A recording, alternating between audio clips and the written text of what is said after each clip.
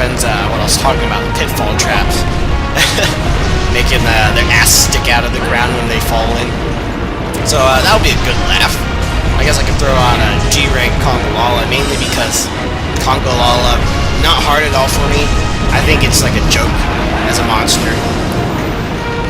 So here we started out on the top of the fort gate, and you see those 4 spikes sticking out of the wall. That is what we call the Dragonator, and it is used to pierce the skin of elder dragons and large monsters and do enormous amounts of damage, and also to flinch them, so it's very, very good. Now, I'm climbing back up here so I can use the ballista. As you can see, I have the ballista shots equipped in my item slot, and when you run up to the ballista... Oh yeah, I don't have earplugs, so Lao Shan's scream got me.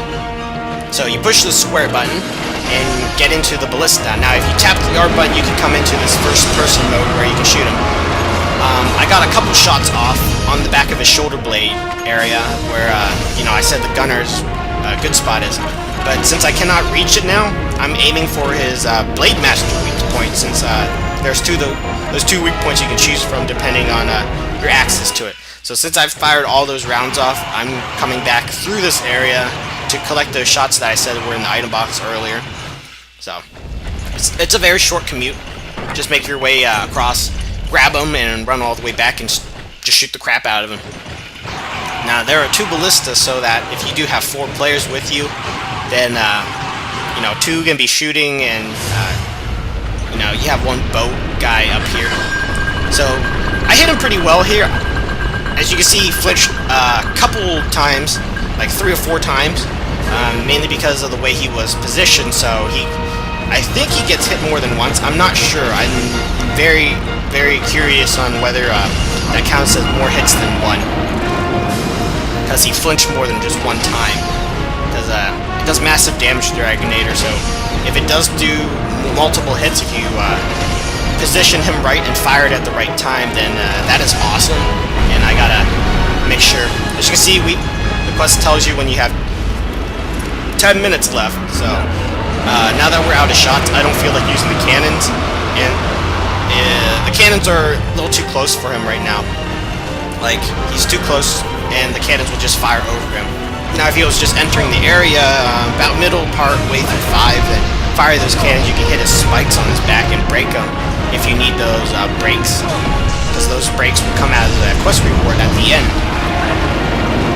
Now, Lao Shan, not really the most necessary creature to farm, but he has pretty decent dragon weapons, so if you're going to upgrade through, you know, good series of weapons that use the dragon element, then definitely go kill many Lao Shans until you get what you need. They are long quests, and you know, best of luck to you. I mean, you don't always get the parts you need, and they take forever, so that's why you gotta space them out. I could maybe do like 2 Lao Shans in a row, then I take like an hour break because you know, I'm kind of burnt out on Monster Hunter. If you can hear in the background, the Monster Hunter music is playing, which is awesome. It's amazing, amazing theme, and I wish more games nowadays would use orchestras to compose their songs and music, but sadly that is no longer the case. It's all like electric guitars and drums and like this techno crap that goes into, you know, some games now. I mean, not all of it's bad, but you know, I wish they would bring back this orchestra stuff. Like the Final Fantasies, they always use the orchestras, and it sounds beautiful. In this game, like, they have the one great Monster Hunter theme, and like all the background music that goes on during the fights is awesome too.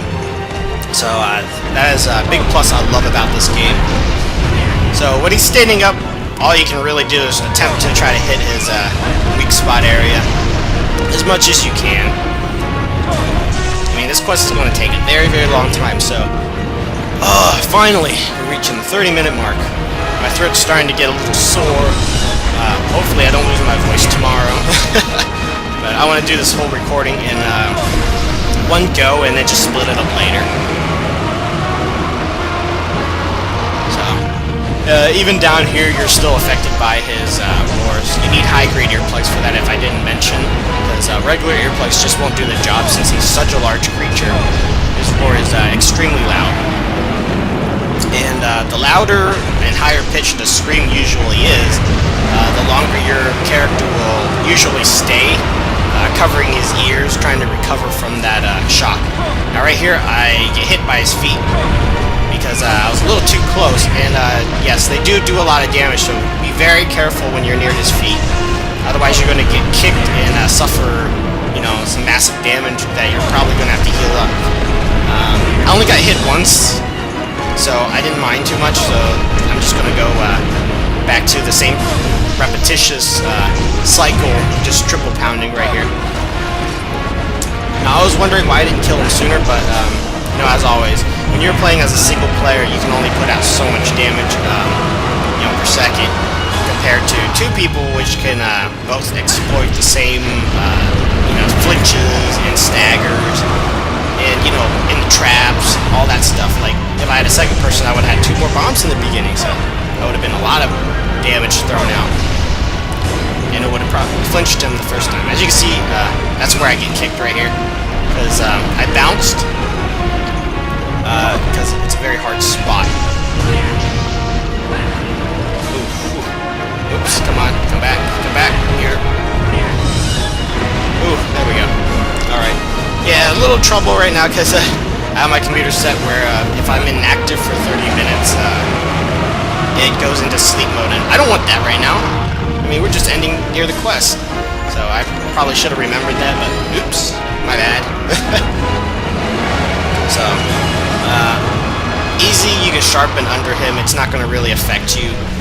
If you don't have Dragon Windbreaker, you're going to have to be more careful with your positioning, as I haven't said that yet, but that is one good tip. This is still the weak spot, even if you don't have Dragon Windbreaker, so try your best to be near the middle so that his footsteps don't blow you back. Yes, his footsteps cause wind press. It's really weird. You know, at first, when I first played this game, I thought it was Quake, but I guess not. So here we go, 5 minutes left. We'll finish up this quest. And we're near there. And we got like a minute left for him to survive. Just gotta hit him with like a triple pound or something to finish it up. Come on. Any day now. Any day now. Oh yeah, and there's another flinch, and I get humped by the Lao Shan. Oh man, I just know that if I'm going to do a Let's Play of this, I'm going to have to do this quest another 2 times. The low rank version and the high rank. And there you go, we killed him. So usually I would push the select button right now to skip this whole cutscene, but since I haven't showed him on camera yet, I'm going to show this. And there you go, he collapses. Very large creature. You can get a maximum of 9 cards from him. 3 in the waist area, then you gotta move up to the chest area where his other legs are, and then 3 at the head. Now, it's a really bitch-ass move from the developers to do this, where you have to move across the creature to carve, because you don't have enough time to get all 9 carves unless you came into the quest already with high-speed gathering equipped as an armor skill. So, I got lucky there, got a Lao Shan Ruby, even though I have all the weapons I need, and I probably won't be upgrading it anytime soon. And you can get a maximum of 8 cards if you don't have it. Otherwise, you know, if you kill him too close to the fort, then his head's stuck in the wall and you can't get to it. See, as in there. So I can't even get those, you know, extra 2-3 cards anyways. So, very, very nasty move on their part, but here's the other reason for Lao Shan quests. You can collect ancient stones and flat rust stones and stuff for, you know, creating weapons. But that's all the time I have now, so thank you for watching, and I'll see you all in the next video.